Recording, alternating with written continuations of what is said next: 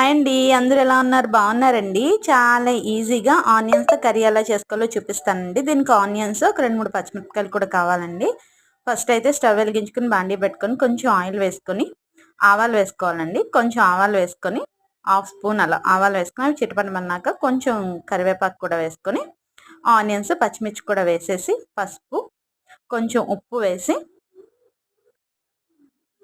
సిమ్‌లో మగ్గబెట్టుకోవాలండి. బాగా మగ్గబెట్టుకోవాలి. ఉప్పేసుకుంటే తొందరగా మగ్గుతుంది కాబట్టి మూత పెట్టేసి మగ్గించుకోవాలండి. ఇవి బాగా మగ్గిపోయినాయి.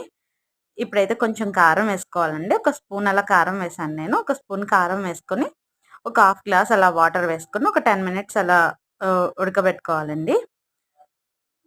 మూత పెట్టేసి ఒక 10 మినిట్స్ అలా ఉడకబెట్టుకోవాలి. ఇదిగోండి కొంచెం దగ్గరికి అయింది. ఇప్పుడు ఒక హాఫ్ గ్లాస్ పాలు వేసుకొని ఒక 10 మినిట్స్ అలా వదిలేస్తే కర్రీ రెడీ అయిపోతుందండి. చాలా బాగుంటుంది.